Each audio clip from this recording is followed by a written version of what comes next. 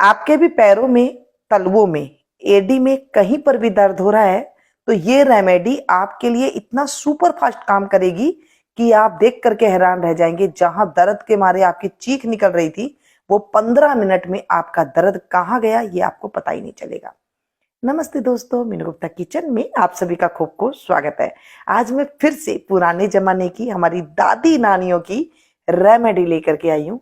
खाना बनाने के साथ हमें अपने शरीर को कैसे निरोग रखना है ये हमें जानना बहुत जरूरी है। तलवों में आप सभी को पता है कि हमारी सारे नसें छिपी हुई होती है। इसके साथ हम यूज में लेंगे लौकी, जिसे घिया भी के नाम से भी जानते हैं, दूधी के नाम से भी जानते हैं।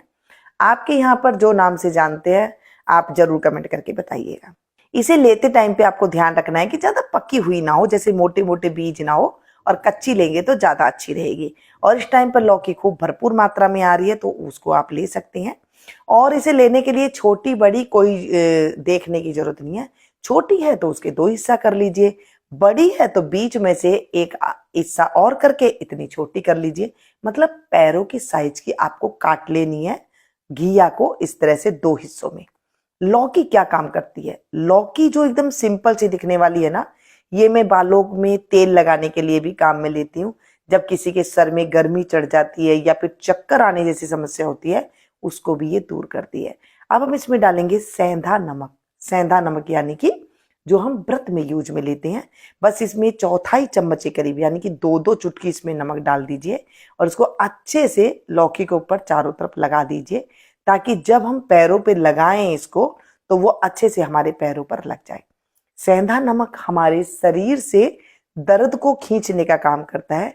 जब आपके तलवे में, एडी में दर्द होता है ना, तो चलाना बहुत मुश्किल हो जाता है, चला ही नहीं जाता है। सुबह सवेरे उठते हैं तो बहुत ज्यादा दर्द होने लगता है।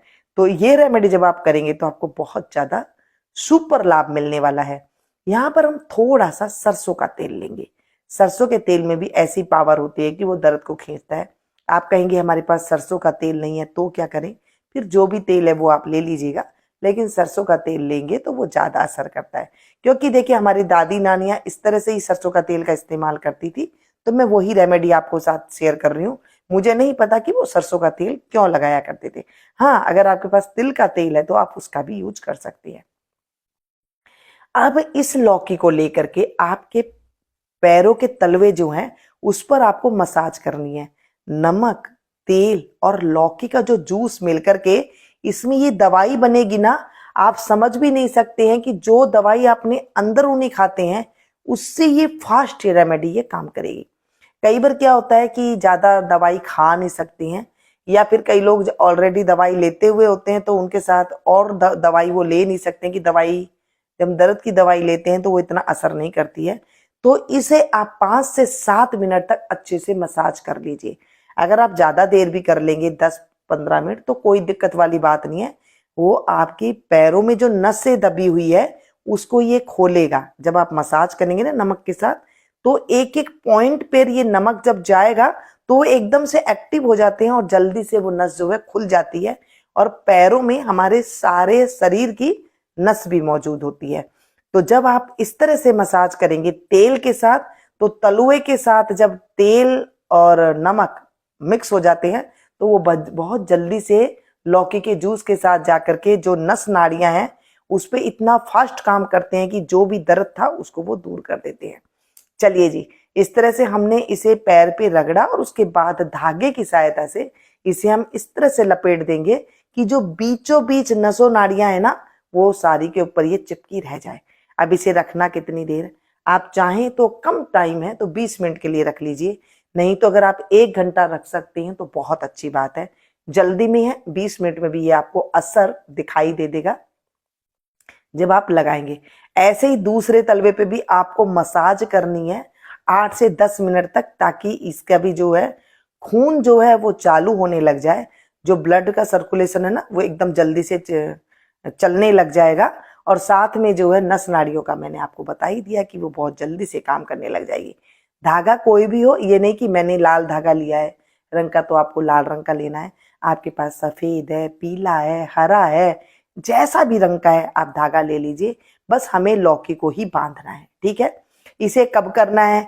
इसका कोई भी ये टाइम नहीं है कि आपको सुबह करें या रात को करें। इसको जब आप टाइम हो, आपके पास फ्री टाइम हो, उस टाइम पे आप इसे कर लीजिए और उसके बाद आप देखेंगे आपको इतना रिलीफ मिलेगा कि आप देख करके हैरान रह जाएंगे कि बगैर दवाई के इतने सस्ते में मीनू जी आपने हमें ये रेमेडी दी है। आप लोग हर रेमेडी की सराहना करते हैं, तो मैं दिल से चाहती हूँ कि हमारी जो पुरानी रेमेडी कहीं छुप गई है, हम इन सस्ते इलाजों को छोड़ करके हम नई नई रेमेडी की तरफ भाग रही हैं, तो वो कहीं हम कुछ गलती कर रहे हैं। तो ये जो रेमेडी मैं आपके साथ शेयर कर रही हूँ, ये हमारे हर घर में इस्तेमाल हुआ करती थी और आज भी मैं इन चीजों का इस्तेमाल करती हूँ। बालों में जब हम तेल लगाते हैं गर्मियों के मौसम में, मैं लौकी का तेल का इस्तेमाल करती हूँ।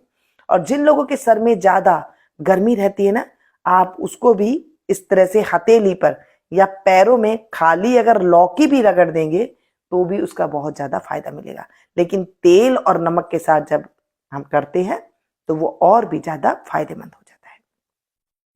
चलिए जी, इसको 20 से 25 मिनट हो गए हैं और मैं इनको इस तरह से कैंची से काट करके धागों को यहाँ से लौकी को अलग कर दूंगी। जैसे मैंने कहा कि इसे अगर ज्यादा टाइम भी रख लेते हैं तो भी इससे कोई दिक्कत वाली बात नहीं होगी।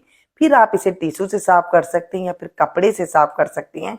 आपके पैर इतने मुलायम हो जाएंगे, इतने ज्यादा रिलैक्स हो जाएंगे और ऐसे लगेगा जैसे आपने पता नहीं कहीं पर जाकर के पैरों को मसाज थेरेपी दी है।